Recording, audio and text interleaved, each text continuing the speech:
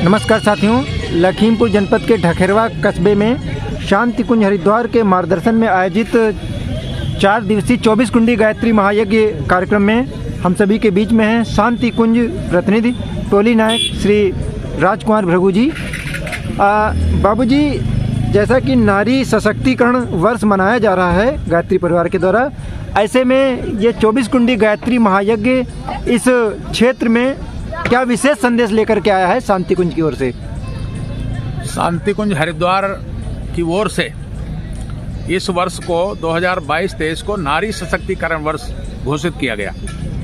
आज आधी जनसंख्या नारियों की है और नारियां पिछड़ी हुई हैं। अगर नारी पिछड़ी रहेगी तो देश कैसे आगे बढ़ेगा? क्योंकि पुरुषों की आधी शक्ति अगर अपंग रहे तो उसका विकास संभव नहीं है।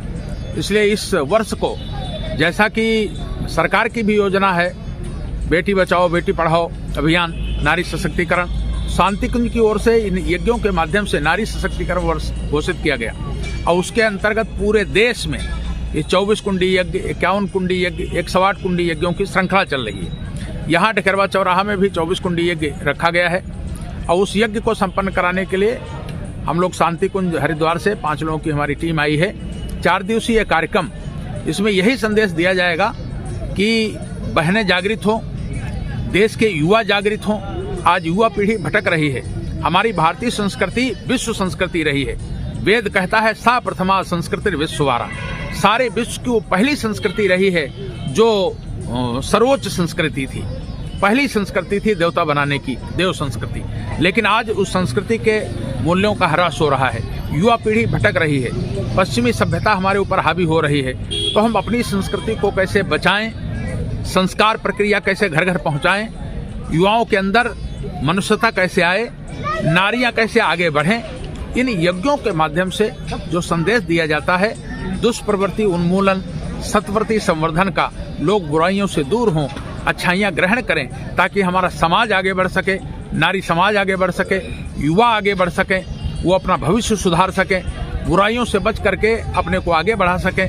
यज्ञ मात्र पूजा पाठ हमारा नहीं है, बल्कि यज्ञ के साथ लोक शिक्षण जुड़ा हुआ है। गायत्री परिवार का एक उद्देश्य है मनुष्य में देवत्व का उदय और धरती पर स्वर्ग का अवतरण। इन्हीं यज्ञों के माध्यम से, गायत्री महामंत्र के जप के माध्यम से व्यक्ति के विचार ऊंचे उठेंगे और विचार ऊंचे उठेंगे तो व्यक्ति अच्छे काम में लगेगा, सत्कर्म करेगा और उसका अपना सुधार होगा, परिवार का सुधार होगा, समाज का सुधार होगा और सारे समाज में स्वर्गीय परिस्थितियाँ आती हुई चली जाएंगी। तो इन कार्यक्रमों का ये उद्देश्य है। हमारे यहाँ के सारे कार्यकर्ता जो गायत्री परिवार के कार्यकर्ता हैं और यहाँ के जो जनता है, सारे व्यवसायी वर्ग है, सारे लोग मिल करके कार्यक्रम कर रहे हैं। उनको सबको बड़ा धन्यवाद है। शांति कुंज से 5 लोगों की हमारी टीम, मेरा नाम राजकुमार भृगु, हमारे साथ हमारे सहयोगी श्री बनवारी लाल सैनी जी, दूसरे हमारे गायक भाई हैं श्री सुनील बंसीधर, तीसरे हमारे दिनेश कुमार जी, श्री राजा राम जी, 5 लोगों की टीम वहां से आकर के इस कार्यक्रम को संपन्न करा रही। आज बहुत ही श्रद्धा भरे और उत्साह भरे वातावरण में कलश यात्रा पूरी हुई है। थोड़ी देर का संदेश भी हुआ। कल प्रातः से यज्ञ प्रारंभ हो जाएगा जो अगले 4 दिनों तक चलेगा। 14 तारीख को मकर संक्रांति वाले दिन इस कार्यक्रम की पूर्णा होती है। इन 4 दिनों में इस पूरे क्षेत्र में यही संदेश फैले कि विचार क्रांति, लोगों के विचार में परिवर्तन हो ताकि हर व्यक्ति अच्छी सोच पैदा करे, अच्छा आचरण करे और उसके घर परिवार में सुख शांति समृद्धि आ सके। इन्हीं संदेशों को लेकर हमारी टोली शांति कुंज हरिद्वार से यहाँ आई। गायत्री परिवार के आयोजनों में जहाँ तक कि हम लोग देखते हैं कि विभिन्न टोलियों के द्वारा कार्यक्रम होते हैं, लेकिन जनमानस में एक शांति कुंज टोली के प्रति एक विशेष श्रद्धा रहती है। क्या विशेषता है शांति कुंज टोली की?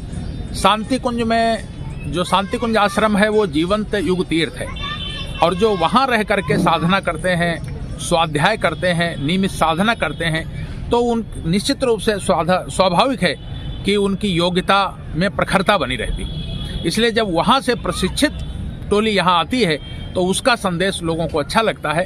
बाकी क्षेत्र में कार्यक्रम सभी लोग करते हैं, सब लोग अपने हिसाब से करते हैं, लेकिन जो शांति कुंज रह करके तप साधना में लगे हुए हैं तो उनकी प्रखरता निश्चित रूप से ज्यादा रहेगी, इसमें कोई संशय नहीं। क्षेत्रीय टोलियां भी अधिक प्रखर हों, इसके लिए क्या मार्गदर्शन? इसके लिए मार्गदर्शन है कि वो शांति कुंज आए, वहाँ तमाम तरह के प्रशिक्षण चलाए जा रहे हैं, नियमित प्रशिक्षण हो और प्रशिक्षण लेते रहें। क्योंकि शांति कुंज में हर वर्ष, जैसे इस साल नारी सशक्तिकरण, अगले साल कोई दूसरा वर्ष, कोई दूसरा नया, तो नई नई सोच, नए नए विचार जो गुरु जी के हैं वो समाज में फैलाने के लिए वहाँ से दिए जाते हैं।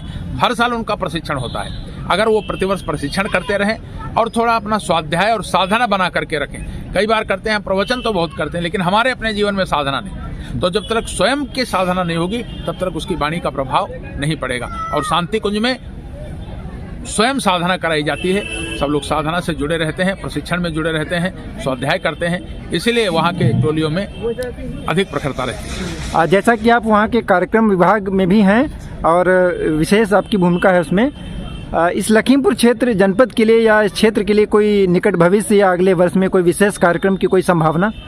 देखिए, कार्यक्रम की मांगें तो बहुत जाती हैं और हमने कोशिश किया। इस जिले में इस बार 4 कार्यक्रम संपन्न हो चुके हैं, तो अगले भविष्य में मांग जाएगी तो कार्यक्रम दिए जाएंगे। चूंकि ये जिला नेपाल से जुड़ा हुआ है, अगर सब कार्यकर्ता मिलकर के तराई क्षेत्र जो थारू बेल्ट है, नेपाल और आसपास का क्षेत्र मिल करके कोई बड़ा आयोजन चाहेंगे तो भविष्य में बड़ा आयोजन भी मिलेगा। लेकिन उसकी रूपरेखा पूरे जिला में और आसपास के जिलों को जोड़ करके और नेपाल का तराई जोड़ करके अगर कोई योजना बनाएंगे तो आगे चल करके कोई बड़ा कार्यक्रम 251 कुंडी जो मिनी अश्वमेध यज्ञ जैसे स्तर का हो, और या विराट जैसे श्रावस्ती में युवा सम्मेलन हुआ उस स्तर का कोई कार्यक्रम दिया जा सकता है, मिल सकता है। क्योंकि 2026 में वंदनीय माता जी की अखंड दीपक की शताब्दी आ रही, तो शताब्दी से पहले जन जागरण के कार्यक्रम बहुत तेज गति से चल रहे हैं। 108 कुंडी, 51 कुंडी यज्ञ, तो ये कार्यक्रम अगर उससे बड़े भी कार्यक्रम मांगे जाएंगे तो उन पर विचार किया जाएगा। शांति कुंज की व्यवस्था 251, 501 या अश्वमेध स्तर का, तो उसके लिए हमारे श्रद्धेय जी डॉक्टर साहब और पूरी जो हमारी व्यवस्था मंडल है वो निर्णय करता है कि कार्यक्रम ये दिया जाए कि नहीं दिया जाए। तो उसके लिए अगर पूरी कॉमिंग करके और व्यवस्था बनाएंगे, मांग करेंगे कि हमारा ये उद्देश्य है, हमारा ये लक्ष्य है, युवा जागृत हो, नारी जागृत हो, संस्कार कितने होंगे, जनसंपर्क कितना होगा, थारू बेल्ट है, आदिवासी वो कैसे जागृत होंगे, तो उसके लिए विचार किया जाएगा और भविष्य में होने की संभावना। क्योंकि लखीमपुर, बहराइच, पीलीभीत, लखनऊ से जुड़ा हुआ क्षेत्र, नेपाल से जुड़ा हुआ क्षेत्र जागृत बहुत है, कार्यकर्ता बहुत हैं। अगर सब मिल के काम करें, देखने में ये आता है कि कार्यकर्ता तो बहुत हैं लेकिन आपस में तालमेल की कमी रहती है। तो आपस का तालमेल जब तक नहीं होगा तब तक हम बड़े कार्यक्रम करने में सफल नहीं होंगे। छोटे छोटे कार्यक्रम तो कहीं भी हो जाते हैं, किसी भी कस्बे में 24 कुंडी होगा, लेकिन बड़े कार्यक्रमों के लिए सबको एकजुट होकर के मिल के प्रयास करने की जरूरत है। युग सिद्धन समाचार में संवाद स्थापित करने के लिए, बहुमूल्य समय देने के लिए आपका बहुत बहुत धन्यवाद। जय माँ भगवती, जय माँ वैष्णो।